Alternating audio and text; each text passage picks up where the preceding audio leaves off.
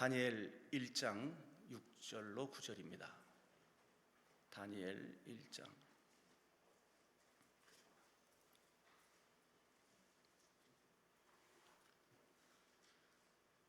다니엘서 1장 6절로 9절 다 같이 합독합니다. 그들 가운데는 유다 자손 곧 다니엘과 하나냐와 미사엘과 아사랴가 있었더니 환관장이 그들의 이름을 고쳐 다니엘은 벨드사살이라 하고 하나냐는 사드락이라 하고 미사엘은 메삭이라 하고 아사랴는 아벳느고라 하였더라. 다니엘은 뜻을 정하여 왕의 음식과 그가 마시는 포도주로 자기를 더럽히지 아니하리라 하고 자기를 더럽히지 아니하도록 환관장에게 구하니 하나님이 다니엘로 하여금 환관장에게 은혜와 긍휼을 얻게 하신지라. 아멘. 오메가 교회 황성훈 목사님이십니다. 오늘 본문을 중심으로 다니엘 스피릿이라는 말씀을 증거하십니다. 우리 하나님 앞에 영광의 박수 올려드립니다. 할렐루야. 할렐루야. 할렐루야. 다시 한번 우리 큰 박수와 함성으로 주님께 영광 돌리겠습니다. 주님을 찬양합니다.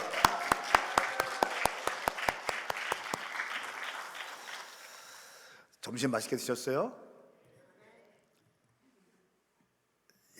맛있게 드시고 은혜도 받으시고 옆에 있는 분에게 한번 인사할까요? 당신은 반드시 회복되어 쓰임받게 될 것입니다. 시작.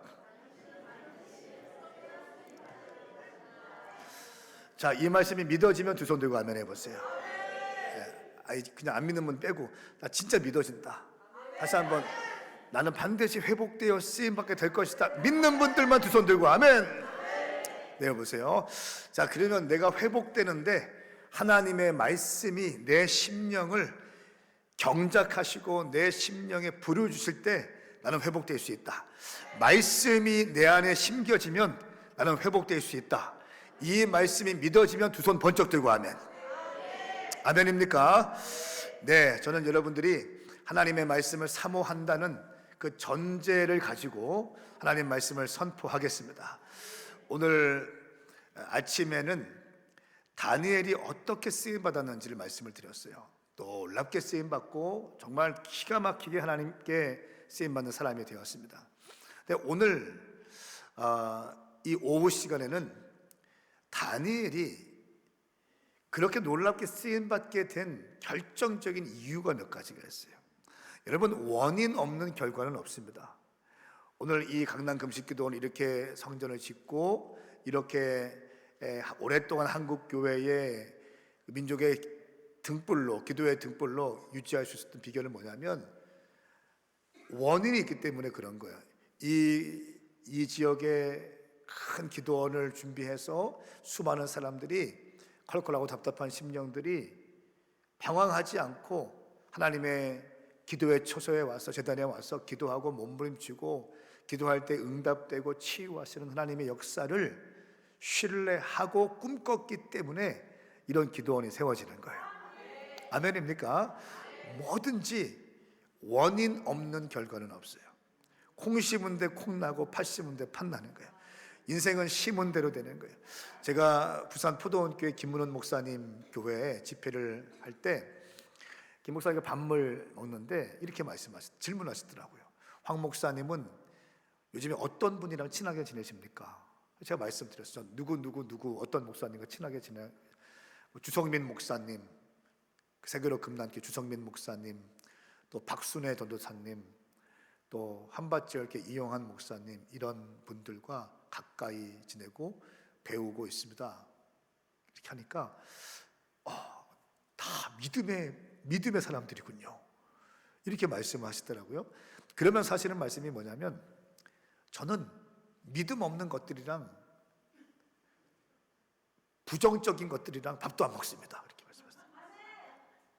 네?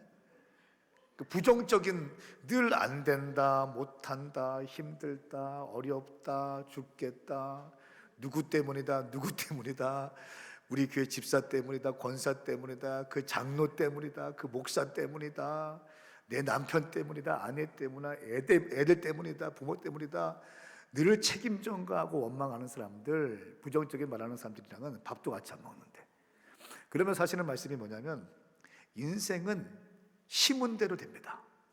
말한 대로 됩니다. 꿈꾼 대로 됩니다. 기도한 대로 됩니다. 뿌린 대로 됩니다. 그러면서 어떻게 말씀하시냐면 본인이 1999년도에 부산 포도원 교회에 담임으로 부임하셨다는 거예요. 근데 부산 포도원 교회에서 김문원 목사님이 교육 전도사로 계셨대요. 여기 오시죠, 김문원 목사님. 보니까 1999년도에 거기 가셨고 담임으로 가셨고 교육 전도사로 예전에 있던 내가 바로 포도원 교회라는 거예요. 근데 담임으로 청빙돼서 1999년도에 갔는데 그때 교인들이 250명, 200명 이렇게 있었다는 거예요.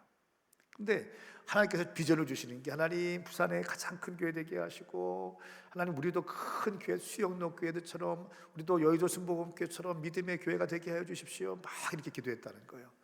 그리고 기도하면서 막 선포했다는 거예요. 사람들이 묻더래. 이제 부흥회가 막 열리기 시작하니까 포도원 교회는 얼마나 모이냐, 어떤 교회냐. 그러니까 김문호 목사님이 이렇게 얘기했대요. 우리 교회는 부산에 오시면 수영로 교회가 있고 호산나 교회가 있고 그리고 포도원 교회가 있습니다. 그때 한 250명 정도 모이는데 수만 명인 수영로 교회 또 호산나 교회 큰 교회들이 있고 그리고 우리 포도원 교회입니다. 이렇게 했다는 거예요. 사람들이 너무 뻥이 심하다, 막 너무 과장됐다 이렇게 얘기했다는 거예요. 그런데 지금 딱 보니까 25년 제가 집회 갔을 때 말씀하신 25년 딱 지나니까 1,000억을 들여서 4번의 건축을 했대요. 크게 건축을 4개를 했다는 거예요. 그리고 10,000명이 넘는 성도가 되었고 할렐루야.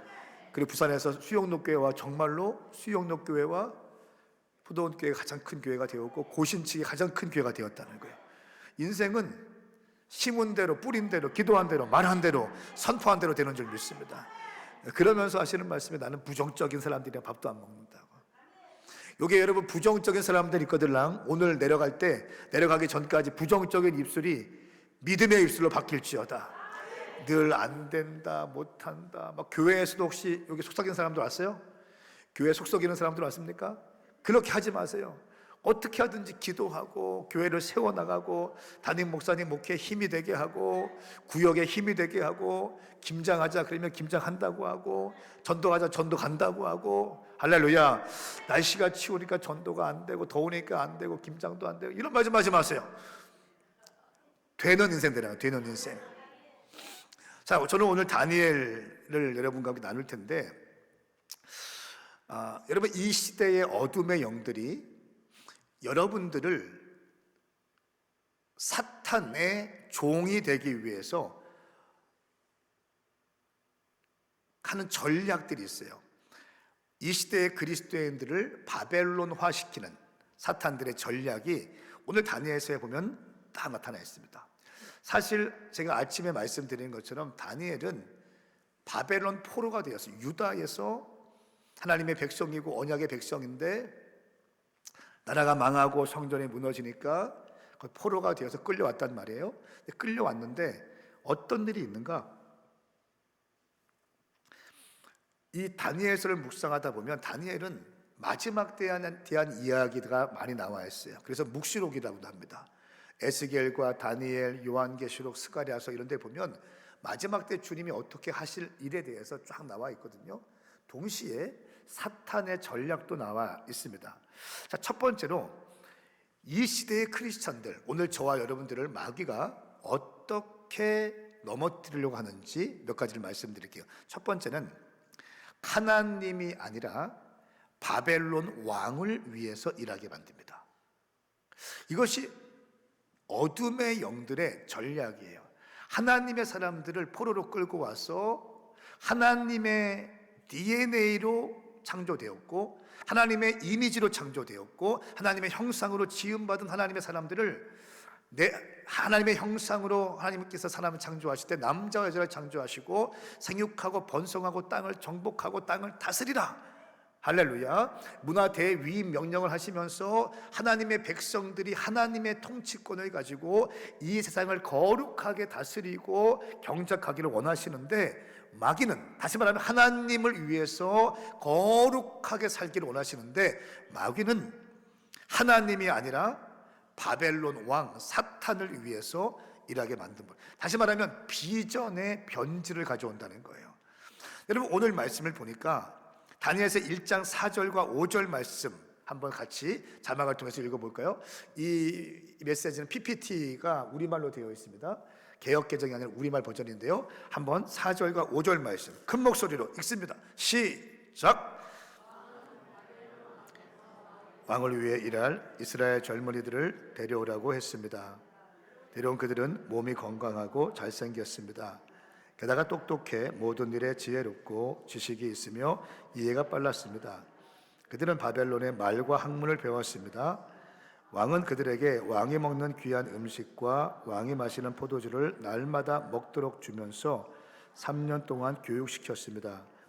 교육을 다 마친 후에는 바벨론 왕을 위해 일하게 했습니다.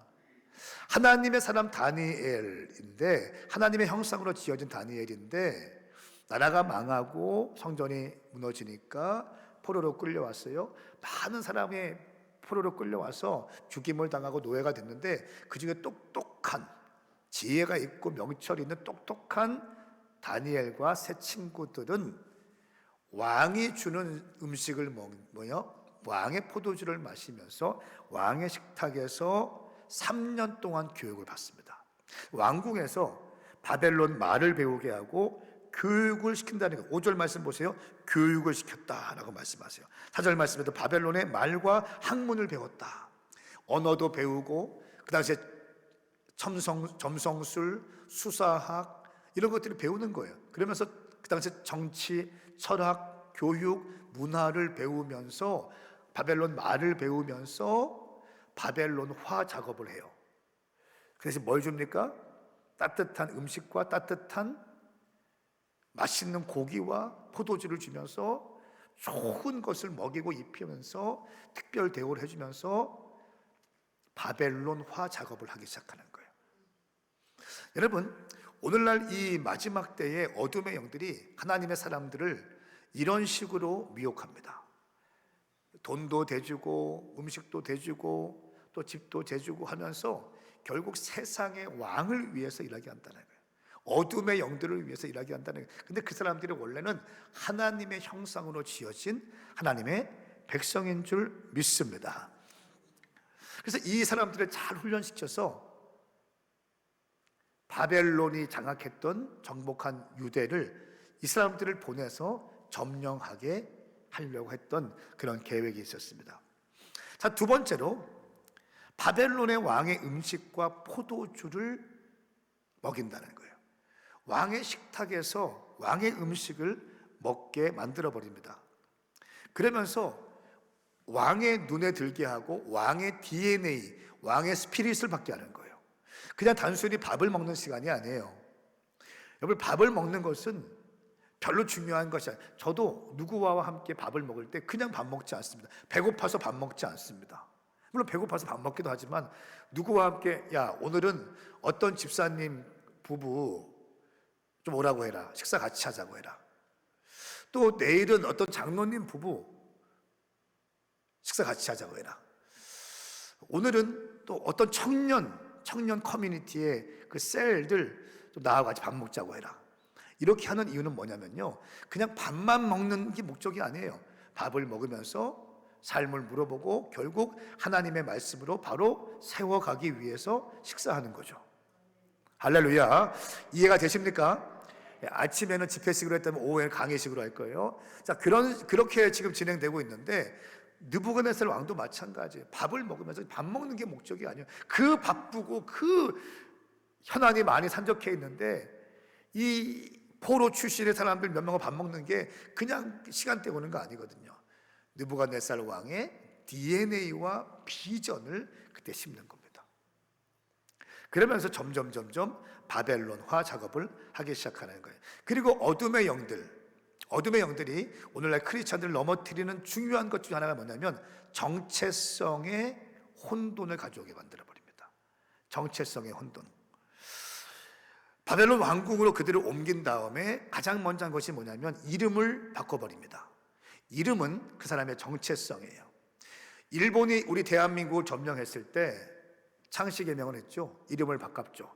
저의 이름은 황성은인데 나카무라 황 뭐 이렇게 바꾼 거예요. 나카무라 바꿔버린 거예요. 황성은이라는 이름이 있는데 그들의 이름으로 바꿔버려. 이거는 무슨 말을 의미하냐면 정체성의 혼돈을 가져왔다. 정체성을 빼앗아 버리는 거예요. 어떤 이름이에요? 다니엘은 하나님은 심판하신다라고 하는 이름의 뜻이 있어요. 그런데 이 다니엘이 벨드사살로 바뀝니다. 벨이여 태양신이여 생명을 지키소서. 하나님은 은혜로우시다. 이 이름이 사드락, 아쿠, 달의 신의 명령이라는 이름으로 바뀌어버립니다. 미사엘, 누가 하나님과 같으랴, 이 이름을 메삭으로 바꿔버립니다. 누가 아쿠신과 같으랴. 아사랴, 하나님께서 도우셨다. 이 이름을 아벤느고, 느고의 종, 바벨론 지혜의 신의 종이라는 이름으로 바꿔버립니다.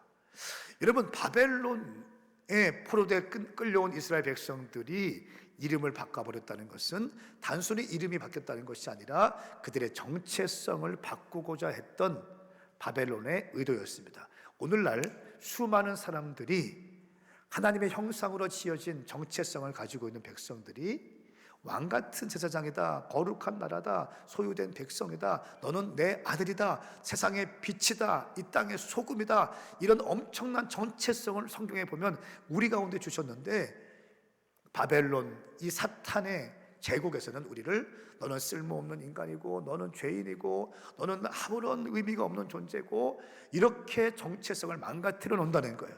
아니면 너는 돈을 위해 존재하고 돈만 있으면 성공하고 명예만 있으면 성공하고, 이 잘못된 왜곡된 세계관을 심어 넣어서 정체성을 바꿔버린다는 거예요. 여러분, 질문 드립니다. 저의 이름은 황성은혜입니다. 성인 성자의 은혜의 은을 써요. 저는 예수님의 은혜, 하나님의 은혜로 해석합니다.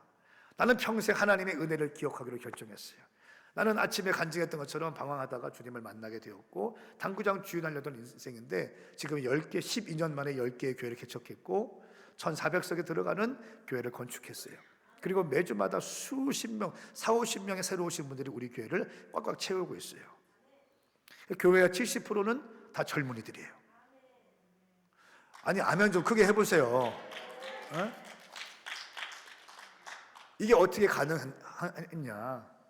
이게 어떻게 가능하냐? 이렇게 잘 되고 있고 부흥되고 있지만 제가 늘 기억하는 게 뭔지 아세요? 하나님, 나는 영적 문둥병자입니다. 언제가 누가복음 말씀을 묵상하고 있는데 열 문둥병자가 예수님께 치유받고 고침받았는데 감사한 사람은 한 명밖에 없었잖아요. 주님 말씀하셔서 나머지 9은 어디 있느냐? 고침받은 사람은 10명인데 나머지 9은 어디 있느냐? 이 말씀은 감사에 대한, 회복에 대한 메시지인데 저는 이 말씀을 그냥 성경을 제가 묵상하다가 제가 제 안에 클릭이 되는 게 확 있었어요. 그러면서 나는 영적 문둥병자였다. 여러분, 문둥병자들은 성 밖에 사는 사람들이었거든요. 저주받은 사람들이라고 이렇게 구분되어져서 그들은 일반 커뮤니티에 있지 못하는 사람이었어요. 내가 문둥병자였구나. 문둥병자들은 손가락이 잘라져도 고통을 몰라요. 코가 문드러져도 고통을 모릅니다.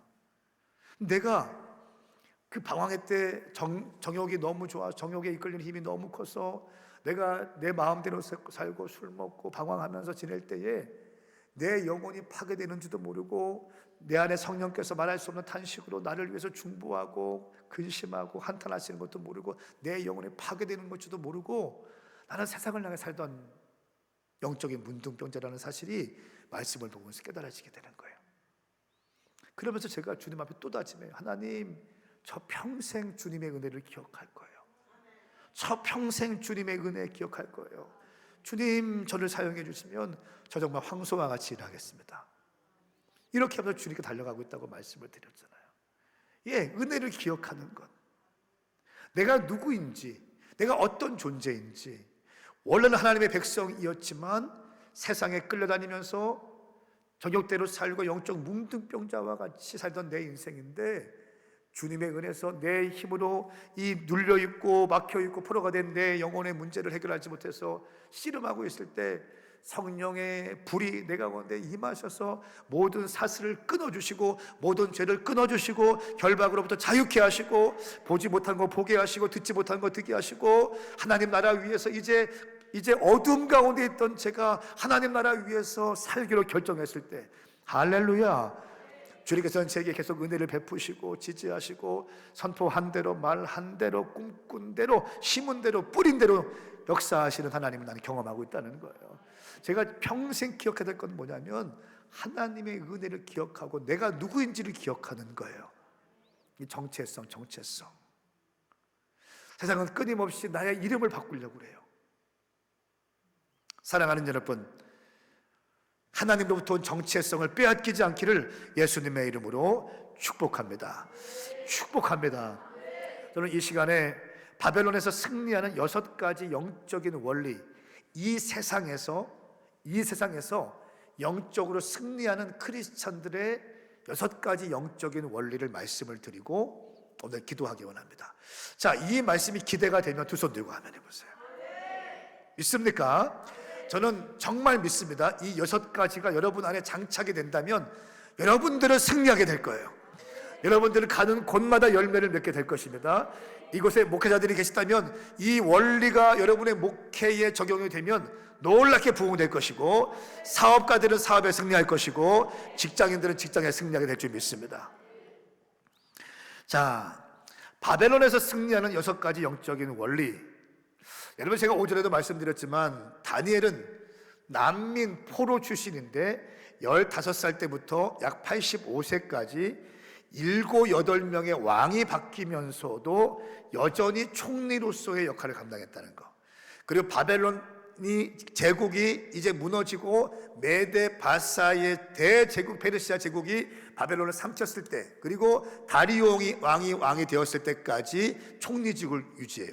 왕이 갈리지만 다니엘은 여전히 총리로서 역할을 감당하고 있고, 심지어 제국이 바뀌지만 다니엘은 여전히 총리로서 70년 동안 정권의 권력의 핵심에서 어떻게 승리하고 있었는가, 다니엘의 영적인 원리를 여러분에게 나누어 드리고 싶습니다. 첫 번째, 뜻을 정하는 것입니다. 따라해보세요. 뜻을 정한다. 크게 해보세요. 뜻을 정하자. 오늘 6절 8절 말씀에 보면 다니엘은 왕이 먹는 특별한 음식과 왕이 마시는 포도주로 자신을 더럽히지 않겠다고 결심했습니다. 뜻을 정했습니다. 결심하는 거예요. 결단하는 거예요. 여러분, 이 뜻을 정한다는 것은 굉장히 중요한 것입니다. 성공이 목표가 되면 반드시 넘어지게 되어 있어요. 성공하기 위해서 막 달리다 보면 넘어지게 되어 있습니다.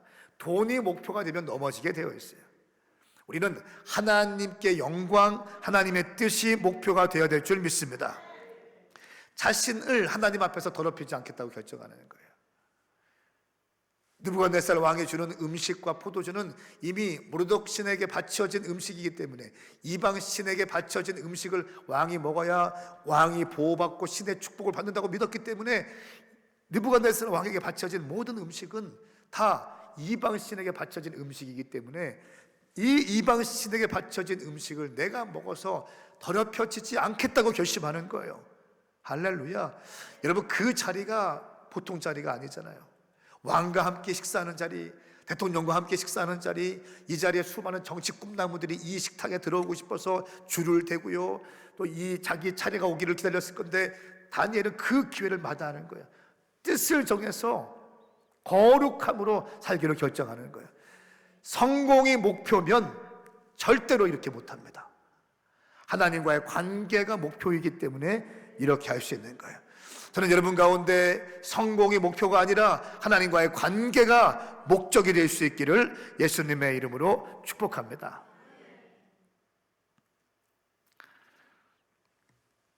이것이 다니엘이 다니엘 될 수 있었던 이유입니다. 자신의 정체성을 더럽히지 않겠다고 결정하는 거예요. 여러분, 저는 뜻을 정했어요. 저는 다음 세대와 청년들을 살려내겠다는 뜻을 정했어요. 저는 전통적인 방식으로 목회하지 않겠다는 뜻을 정했어요. 안 되는 거 알면서 반복하면 어리석은 것이다. 다음 세대와 청년들 살려내기 위해서는 새로운 교회를 계속 개척하고 새로운 교회들을 일으키고 새로운 교회들에게 이 캠퍼스 앞에 들어가서 청년들을 살려내고 청년들에게 제자화하고 멘토링하고 또 그들 가운데 또 불이 있는 사람들을 뽑아서 사역자로 세워서 그들을 또 훈련시켜서 때가 되면 그들을 캠퍼스 교회 개척하러 보내고 선교지로 보내고 계속 살려낸다. 이것이 저의 비전이거든요. 나는 이 뜻을 정했어요. 일반적인 목회가 아니라 전통적인 목회, 너무 중요한 한국교회 6만 5천 개의 교회 가운데 너무 훌륭하신 목사님들이 많고 훌륭한 교회들이 많이 있기 때문에 나는 똑같이 하는 것이 아니라 지금은 다음 세대와 청년들이 무너지고 있기 때문에 이 시간들 막아내지 않으면 한국교회 어렵기 때문에 누군가는 그들을 위해서 집중해서 달려가야 될 사람이 필요하다. 나는 그 뜻을 정했다는 거예요. 이것이 내 부르심이다. 이것이 내가 태어난 목적이다.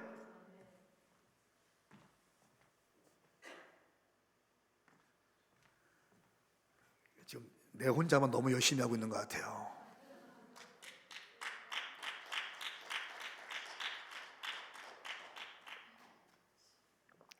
제가 아침에 말씀드렸잖아요.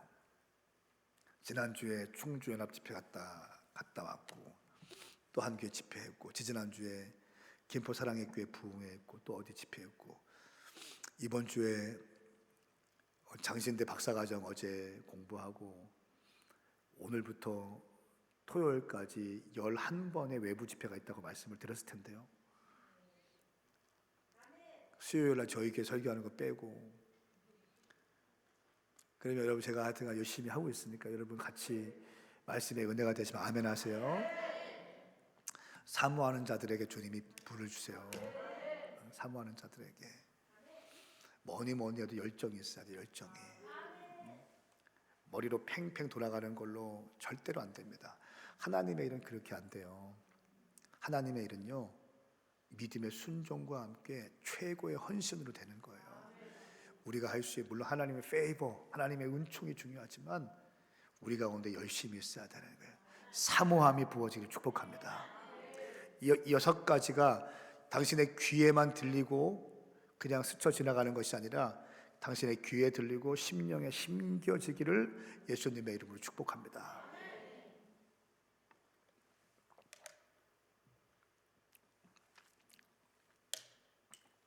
저는 뜻을 정했어요. 청년과 다음 세대를 일으켜내겠다. 저는 뜻을 정했어요. 나는 절대 부정적인 말 하지 않는다. 원망하지 않는다. 책임 전가하지 않는다. 신세한탄하지 않는다. 불신하게 말하지 않는다. 안 된다고 말하지 않는다. 나는 된다고 얘기할 것이다. 놀라운 사실이 뭔지 아세요? 저희가 교회 개척할 때 1000개의 대학교 앞에 1000개의 교회를 개척한다라고 선포했거든요. 그리고 개척 청년 10명이라고 했을 때 그때 한 1년쯤 지났을 때 글쎄요 한 4, 5개월 지나 한 20-30명 모일 때 그때 대전신학교에 있는 전사님들 2분이 수요 예배에 왔어. 저한테 질문하더라고. 목사님 비전이 뭡니까? 나는 청년들을 위한 교회를 캠퍼스마다 개척할 것입니다. 하니까 피식 웃어. 개척교회에서 버스가 지나가면 흔들리는 그 당구장 망한 국밥집 2층에서 엘리베이터도 없고 그냥 허름한 곳에 시작했는데 그 사람들이 봐도 답답하겠죠. 너무 허황된 꿈이 아닌가. 근데 정말 그래요. 선포한 대로 되고 말한 대로 되고 꿈꾼 대로 되고 기도한 대로 되고 최선만 다하면 되는 거예요. 최선만 다해. 여러분 이 말은 영이고 생명이다. 따라합시다. 말은 자 오른손 들어보세요. 크게 따라. 나는 내 입술에 실패하지 않겠습니다. 말은 영이요 생명이다. 말은 영이요 생명이다. 자 살리는 말하면 살아나는 거예요. 죽는 말하면 죽는 거예요. 말이 영이라는 거예요. 저는 어떤 사람들의 말을 보면 영성이 보인다니까. 제 옆에는요 부정적인 사람들 절대 못 오게 해요. 왜냐하면 그 영향이 미치거든. 나한테도 늘 안 된다고 하고 막 그런 사람들이 절대로 내 옆에 오지 못하게 해요. 우리 교회 리더십이 되기 위해서 그런 사람들은 못 와요. 할 수 있다고 얘기해야 되고 비전으로 가득 찬 사람들이 와야죠. 말한 대로 되는 거, 말한 대로. 네가 한 말로 인하여 네가 얽히게 되었고 네가 한 말로 인하여 네가 잡히게 되었느니라. 여러분의 오늘의 모습은 지난날의 언어 생활의 결과, 이 말씀이 증명하고 있는 거예요. 오늘 말은 내일 우리의 인생을 결정하는 거예요. 제가 그렇게 늘 얘기했기 때문에 오늘 저는 이런 목회를 하고 있는 거예요. 되는 목회를 하고 젊은이가 있는 목회를 하고 있고 열방에 1년에 10번씩 부흥회를 나가고 매주 부흥회를 하고 여기저기 쓰임받는 목사가 되는 거예요. 말한 대로 되는 거예요.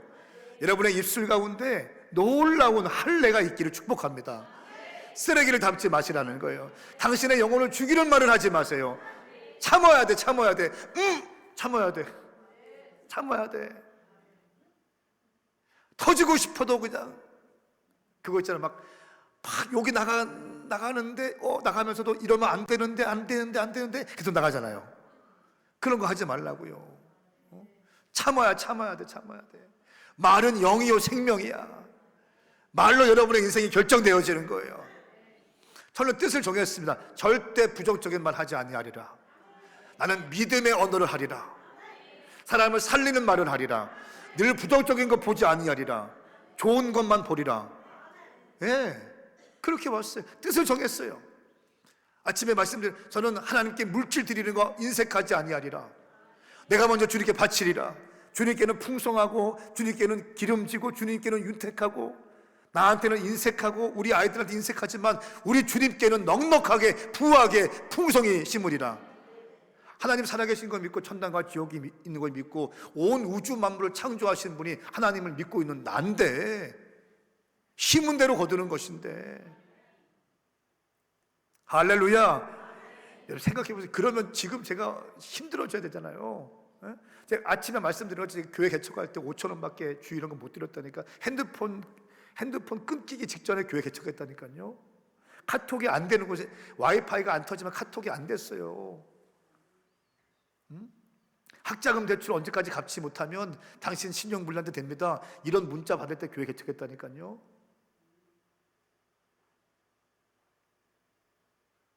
근데 지금은 제가 주님께 그렇게 바치기로 결정했어. 그럼 제가 힘들어져야죠. 주님께서 이렇게 많은 축복을 주시고 은혜를 주시고 심은 대로 거두는 거니까. 아멘 좀 크게 해보세요. 심은 대로 거두니까. 여러분 저는 그냥 헝금 걷기 위한 게 아니에요. 저는 그냥 여러분들이 잘 되기 위한 거고 저를 사용하시고 제가 깨달은 영적인 비밀들을 오늘 이 정말 소중한 시간에 말씀을 드리고 싶은 거라고. 쓰임받는 사람들은 그냥 보이는 게 있어요. 하나님이 기뻐하시는 것이 무엇인지를 보는 눈이 생겨요. 하나님이 축복하시는 것이 무엇인지, 어떻게 하면 주님이 축복하시는지가 보여요. 느껴져요. 그 느낌들 여러분에게 설명드리는 거예요. 할렐루야. 언어 생활. 물질에 인색하지 않고 하나님께 인색하지 않고 나한테는 펑펑 쓰고 우리 아들 딸들한테 펑펑 쓰면서 하나님께 드릴 때는 막 인색하고 이런 거 안 한다고 했잖아요. 우리 아이들한테 2만 원 3만 원 주고 또 내가 발발발 떤다고 했잖아요. 하나님께 바치기 때문에. 주님이 그 아이들 책임져 주신 거죠. 저는 그게 보인다니까요. 하나님께서 우리 아이들 책임져 주세요. 지금 제가 그 아이들한테 이제 고3 또 고1 올라가는 애들한테 돈을 막 주고 이거보다 제가 주려고 하면 왜 못 주겠습니까? 2, 3만 원 주는 것도 아까워한다고 했잖아요. 애들을 돈으로 키우고 싶지 않아서. 그리고 거기 갈 하나님께 바친다니까. 저는 알아요. 하나님이 이 아이들 사용해 주시겠다. 할렐루야. 제가 이렇게 뜻을 정했어요. 또 한 가지, 저는 순종만큼은 실패하지 않겠다고 뜻을 정했어요. 주님 말씀하시면 순종한다. 건축하는 것도 저는 그냥 작은 교회 100명, 200명 들어가는 교회들 계속 개척해 나가려고 했거든요. 주님께서 말씀을 보는데 다윗의 말씀을 보면서 성전 건축에 대해서 주님이 너무 기뻐하신다는 말씀을 알게 되고 성전 건축에 대한 비전을 확 받게 되었어요. 그래서 우리 교회 성도들은, 청년들은 성전 건축 안 하는 줄 알고 있었어요. 이 말씀을 제가 성전 건축에 대한 열망이 막 부어지기 시작하는 거예요. 그럼 어떻게 해야 돼요? 순종해야죠. 그때가 코로나 끝나고 참 경기가 어렵고 막 힘들고 철근값이 올라가고 건축 경기가 어렵고 금리가 인상될 때 그때 건축한다고 선포해 버렸어요. 주님이 책임져 주실 거 아니까. 근데 언제 시작했을까요? 그것도 막 힘들고 막 너무너무 힘들 때 그때 시작했어요. 여호수아 3장 4장 말씀 보니까 요단강이 몸에 거두는 시기가 있는데 하나님께서 여호수아에게 요단강을 건너가라 말씀하시니까 여호수아가 어떻게 말합니까? 아 주님 조금만 더 4개월만 지나면 이제 요단강이 건기가 되는데 그때는 물이 허리까지밖에 안 와요. 무릎까지밖에 안 와요. 지금 2.5m, 3m가 돼서 강수량이 넘어서 지금 들어가면 죽어요. 나는 수영할 수 있지만 우리 아들, 딸들 어떻게 하고 우리 재산들은 어떻게 하고 우리 양떼들은 어떻게 해요? 다 죽자는 말입니까? 이렇게 여호수아가 말하지 않아요. 다음 날 제사장들을 불러놓고 법궤를 매게 하고 몸에 거두는 시기에 강수량이 2.5, 3m까지 물이 넘실넘실거리고 홍수로 가득한데 하나님의 말씀을 의지해서 제사장들이 먼저 법궤를 메고, 잘 들으세요, 말씀을 의지해서 요단강 물을 밟는 순간 요단강이 갈라진 줄 믿습니다. 갈라진 다음에 건너간 게 아니에요. 말씀을 순종하고 순종의 발걸음을 내딛는 순간 싹 갈라지기 시작하는 거예요. 이 말씀을 묵상하는데 또 내 가슴에 불이 막 임하는 거예요. 아, 지금이야말로 인간이 볼 때는 불경기고 인간이 볼 때는 정말 건축 경기가 힘들고 경기가 어렵고 힘들고 막 그런 데인데 하나님께는 불경기와 경기가 없구나. 하나님께는 우기와 또 건기가 없구나. 이 말씀을 통해서 확 오기 시작하면서 지금이야말로 주님이 일하시는 결정의 시간이다. 지금이야말로 간증할 수 있는 절호의 기회이다 하고 선포했다는 게 지금 한다. 그렇게 해서 된 거예요. 따라해 보세요. 순종만큼은, 크게 좀 해봐. 순종만큼은 실패하지 않는다. 제가 여기 올 때마다 말씀드렸거든요. 저는 방황하다가 주님 만난 다음에 추수감사주일 어간에 21일 금식을 계속했어요. 9년 정도. 12년 오면서 한 9번 정도. 올해는 고난주간에 21일을 했어요. 코로나 이전에 40일 금식을 했어요. 물만 먹고. 주님 말씀하시니까.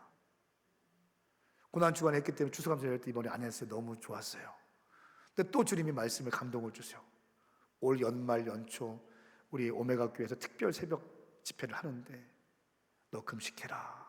이런 마음을 또 2주가 또 금식해라 이런 마음을 주세요. 그럼 어떻게 해야 될까요?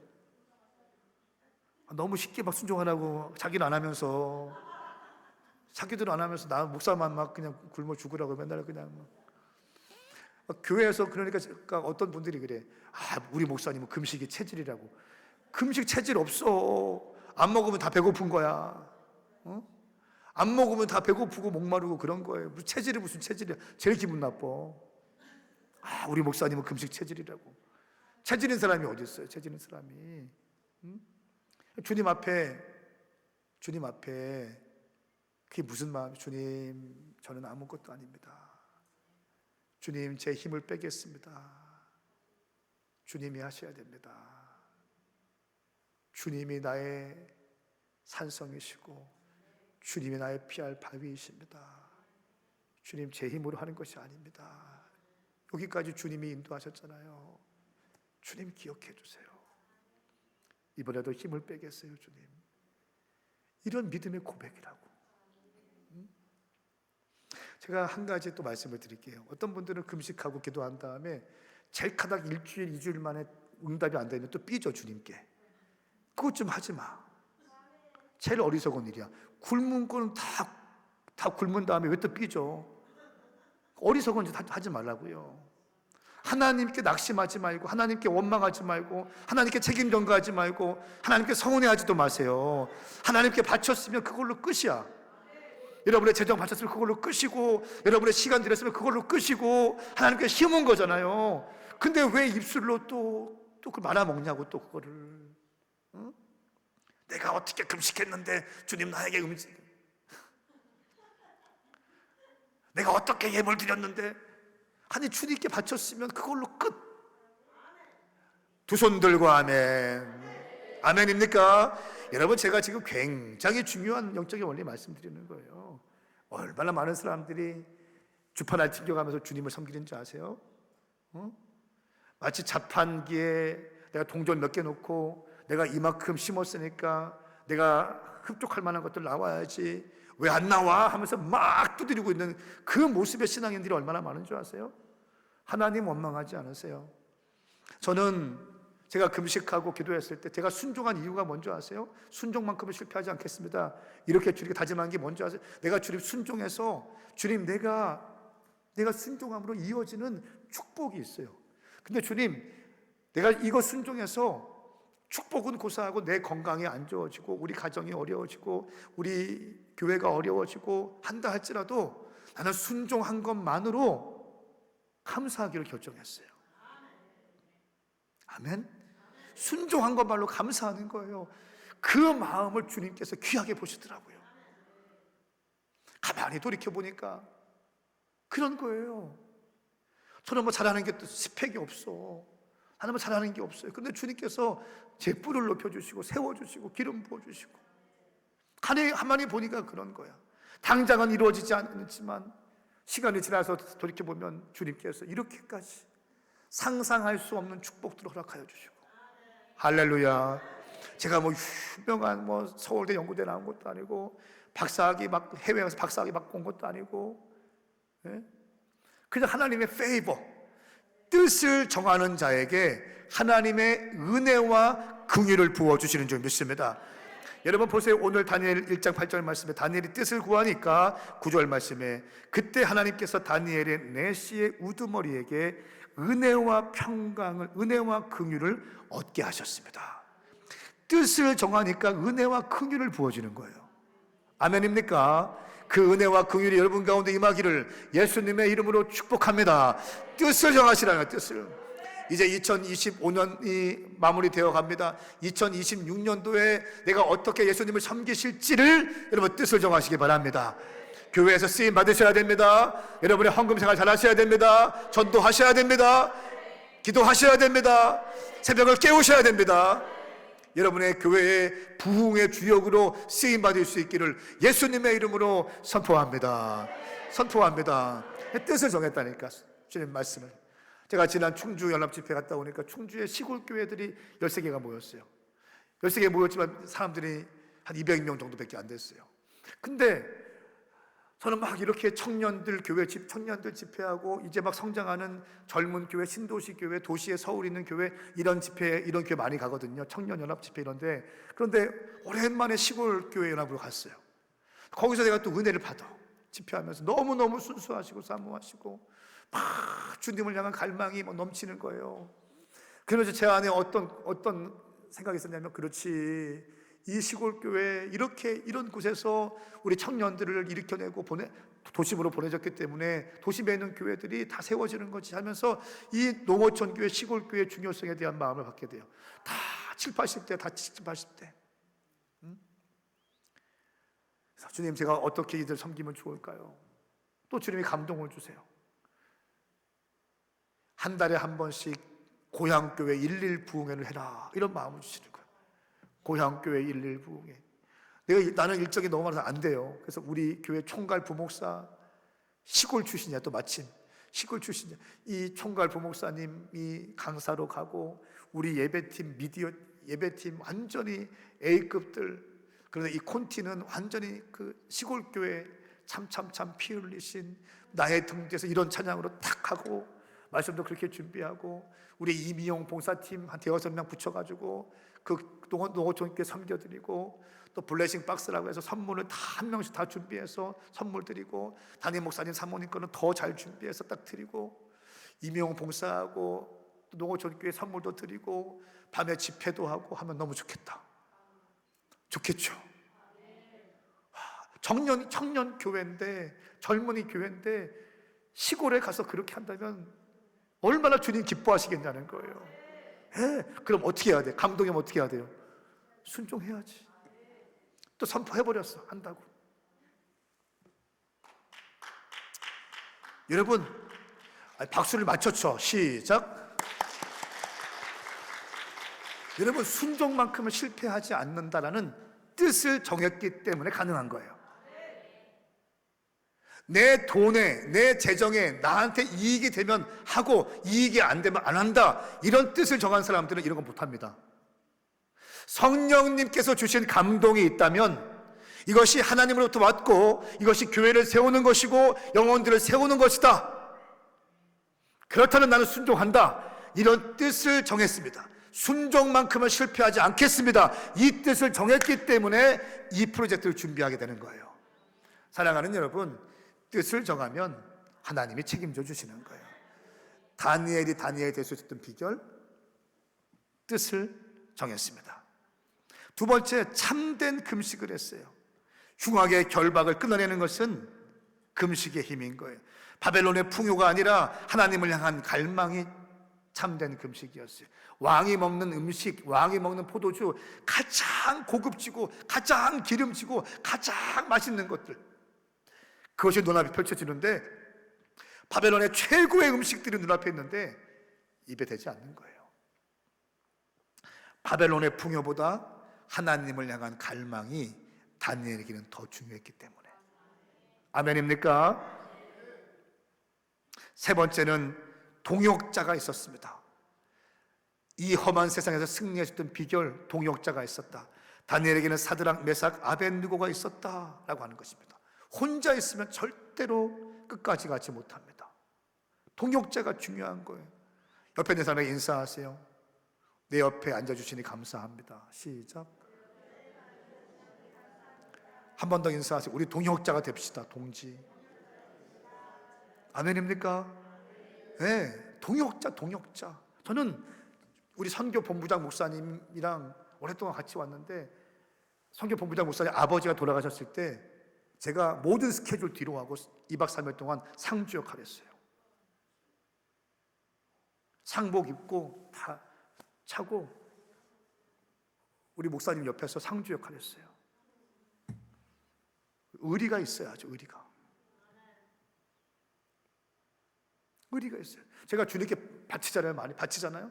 주님께서 한 1년 전에 제게 또 감동을 주시는 거예요. 난 무슨 감동만 오면 겁나. 감동을 주시는 거예요. 아들아, 나에게 바치는 거 너무 고맙다. 그런데 너와 함께 달려가고 있는 네 동역자들을 소중히 여겨라. 어떻게 소중히 여길까요? 생일을 챙겨줘라. 그동안은 그들이 저에게 어버이날, 스승의 날 선물을 잘 준비해줬거든요. 정말 정성, 힘있게. 저는 바쁘고 그러니까 잘 받기만 했어요. 그리고 그들 생일날 못 챙겨줬거든요. 일정이 너무 안 맞고 막 그러니까 챙겨줘라 그러는 거예요. 알겠습니다. 우리 교회 전사님들한테는 생일날 10만 원짜리 제가 보내요. 제가 그 명령 사역자들, 전사들 생일 때 본인들 10만 원짜리 이상을 나한테 받고 싶은 거 선물로 링크 보내라. 쏴주겠다. 부목사들이 20만 원 이상 보내라. 쏴주겠다. 처음에는 목사님, 처음에는 어떤 애들은 살림살이 필요한 걸 보내더라고. 그런 거 아니다. 너한테 필요한 걸 보내라. 너 자신에게 필요한 걸 보내라. 10만 원 이상 전도사들, 부목사들이 20만 원 이상 보내라. 기쁜 거예요. 행복한 거예요. 또 감동을 주시는 거예요. 또 아들아, 2027년도에는 6년도에는 너와 함께 뛰는 부목사들에게 양복을 선물해라. 법카드, 교회 카드로 말고 제 개인 카드로. 소중한 너의 동역자들. 그냥 사주지 말고 맞춤 양복으로 해라. 70만 원, 80만 원 되거든요. 저도 한 3년 전부터 맞춤 양복을 누가 주셔서 입고 있어요. 너무 좋더라고요. 다 재고하니까. 근데 그들을 너와 함께 뛰는 너의 동역자들 그렇게 해라. 근데 그렇게 하기로 했어요. 동역자. 하나님 나라를 위하여 함께 꿈꾸고 함께 일하고 함께 달려가고 함께 춤추고 함께 기도하고 함께 선교하고 함께 생명 걸고 일어가는 동역자들. 다니엘에게는 동역자가 있었다는 거예요. 지금 오메가 교회가 이렇게 잘 되는 거는 제 혼자 힘으로 안 돼요. 동역자들이 있었기 때문에 그런 거예요. 함께 10명의 청년들이 개척했기 때문에 그들이 지금 다 사역자가 됐죠. 헌신자가 됐죠. 그럼 동역자와 함께 끝까지 가기 위해서 중요한 게 있는데 성품이 중요해요. 어떤 사람들은 은사와 기름 부으심으로 사람들을 모으고 성품이 안 돼서 사람들이 흩어버려요. 구역에서 열매가 있는 분들은, 구역이 부흥되고 자기 셀이 부흥되는 사람들은 달란트도 있고 은사가 있어야겠지만 성품이 정말 중요합니다. 섬기는 성품이 있어야 되는, 따뜻한 성품이 있어야 되는. 제가 좋아 보여요? 착해 보여요? 어때 보여요? 아싸래 보여요? 에? 저는 아싸랍니다. 아싸래요. 저희 교회 부목사님이 얼마 전에 총괄 목사님이 결혼했어요. 저 20년 된 목사님입니다. 그분이 결혼하기 전에 제가 주례했는데, 주례하기 전에 그 신혼 부부와 저희 부부를 식사를 섬겼어요. 이렇게 고급 식당에 와서 식사를 섬기고, 감사합니다 목사님, 결혼 주례하기 전에. 봉투를 가져왔어요. 저한테 얼마 감사합니다. 또 제 아내 사모님한테도 얼마. 그래서 머리가 두꺼웠어요. 고마워, 축복해줬어요. 그리고 토요일에 주례를 했어요. 토요일날 주례를 마친 다음에 주일 밤에 다 끝난 다음에 그 부부가 목사님 잠깐 인사드리고 싶다고 찾아왔어요. 찾아왔는데 건축헌금이에요 하면서 봉투를 내밀어요. 그래서 이거 얼마냐 물어보니까 5천만 원이래. 그러니까 부교육자 사모예요. 그러니까 부교육자 부목사 부부예요. 이 부목사님 아버지는 저 시골에서 목회하시는 목사님이에요. 응? 그러니까 시골에서 목회하는 사람이고, 이 부목사님은 20살부터 나 만나가지고 지금까지 쭉 한 20년 왔던 사람이거든요. 제가 뻔히 알죠. 시골 교회 목사 아들이 무슨 돈이 있어. 그리고 평생 대학 졸업한 다음에 사역자 돼가지고 저와 같이 막 뛰고 있는데 무슨 돈이 있겠어요. 이 사모는 홀 어머니 밑에서 성장했고 사회복지하고 있는 사람이에요. 뻔하잖아요. 무슨 뭐 대기업도 아니고 이 사람들이 뻔한 상황이잖아요. 저희 교회에서 결혼식 본당에서 결혼식을 크게 했어요. 주님께서 많이 은혜 주시고 했나 봐. 그랬더니 건축원금을 5천만 원을 갖고 왔어. 여러분, 제가 건축할 때 성도님들 많은 분들이 건축원금을 드렸어요. 참 눈물 나는 간증들이 많죠. 근데 저도 목사고 부목사인데 5천만 원을 드린다는 게 쉬운 게 아니잖아요. 이 교회가 내 교회고 주님의 살아계신 것을 믿고 천당과 지옥을 믿기 때문에 주님께 인색하지 않겠다고 결정했기 때문에 가능한 거라는 거예요. 제가 야니네 무릎 꿇으라 하고 안수기도를 해주는데 저도 눈에 눈물이 펑펑 나고 이 사람들도 눈에 눈 펑펑 흘리면서 주님께 기도했어요. 기도하는데 제 안에 큰 감동이 오는 거예요.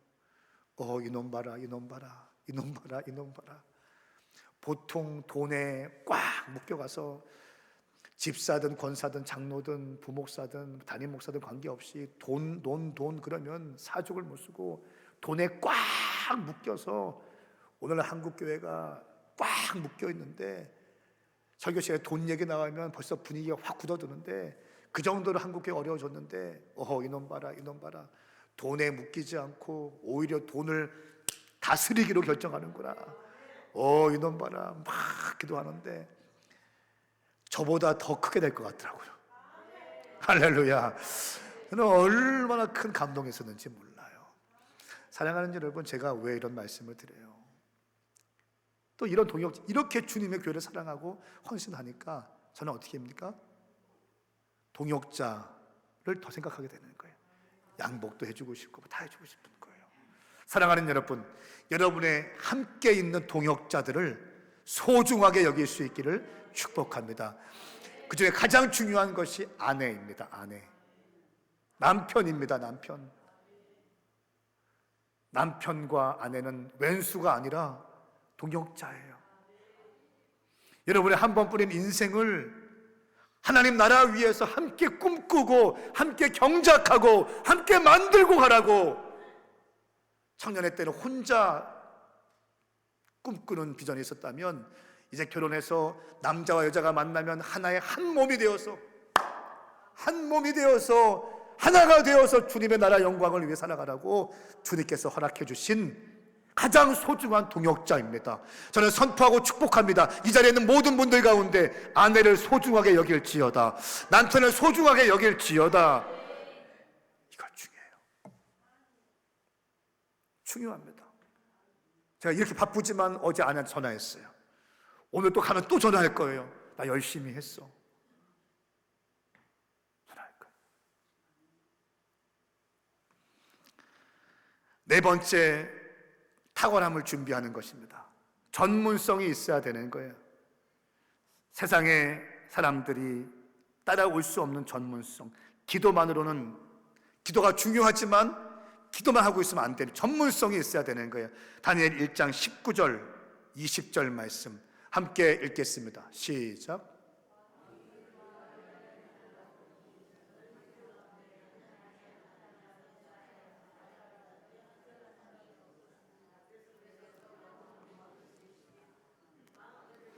모든 일을 물어보았는데 그들의 지혜와 총명이 그 나라 모든 지역에 사는 어떠한 마법사와 주술사보다 10배나 뛰어나는 사실을 알게 되었습니다. 아멘. 왕이 질문하는 거예요. 질문하면 다 아는 거예요. 그 당시에 마법사와 주술사라고 되어 있는데 그 당시에 왕 옆에서 천문학을 공부하고 주술을 공부하고 수사학을 공부했던 최고의 바벨론 엘리트 집단입니다. 책사들이에요. 예. 수많은 보좌관들보다 다니엘과 세 친구들이 10배나 뛰어났다는 거예요. 전문성. 할렐루야. 전문성이 부어질지어다. 탁월함을 준비하시기 바랍니다. 다섯 번째는 높은 수준의 도덕성이에요. 아침에 말씀드렸어요. 털지만 털리지 않는 거예요. 흔들지만 먼지가 나지 않는 거예요. 주님 앞에 거룩하게 살기로 뜻을 정했기 때문에. 여섯 번째, 거룩한 영적인 루틴이 있었습니다. 하루에 3번씩 기도했습니다. 이 바쁜 총리 생활 가운데도 하루에 3번씩 기도하는 거예요. 여러분, 한 가지 이야기하고 기도하고 싶은데요. 제가 저희 교회 얼마 전에 오셨던 분들, 얼마 전에 오신 강사 중에 김하중 장로님이 있습니다. 2001년부터 2008년까지 거기 중국 대사를 지냈어요. 최장수 중국 대사였습니다. 그리고 34대 통일부 장관을 지내신 분이세요. 김하중 장로님, 온누리교회 장로님이십니다. 이분이 우리가 간증하는데 기가 막히더라고요. 아직까지 저 만나러 오시는데 새벽 3시에 기도하고 오시는 거예요. 기도하면서 기도에 주님께 주신 마음들을 기도할 때 기도문을 적어서 저한테 주셨어요.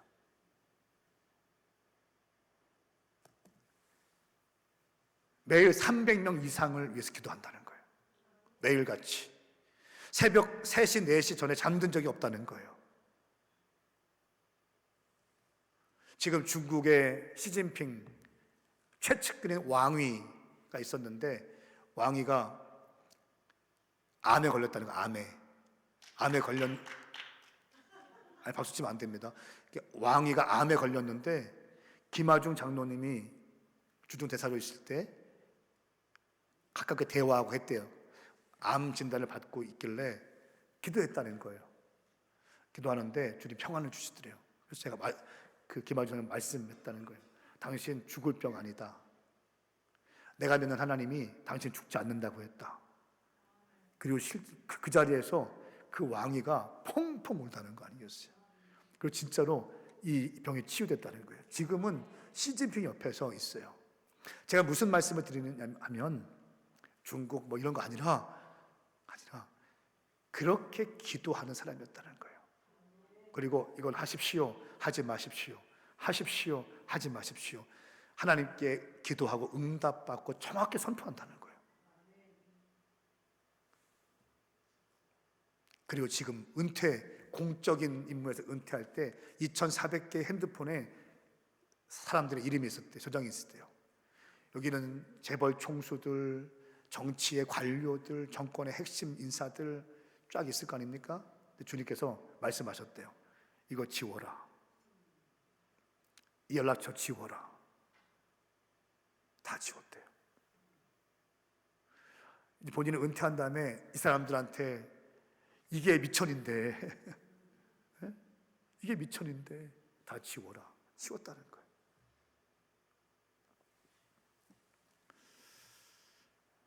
그러면서 매일같이 300명의 사람들 기도하더라고요.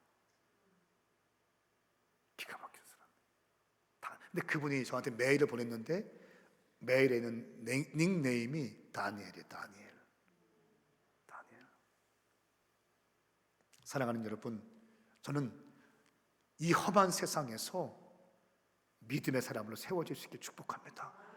어둠의 영들은 여러분들을 이용하려고 하고 하나님의 형상으로 지어진 정체성이 있는데 바벨론 왕을 위해 일하게 합니다. 돈을 위해 일하게 합니다.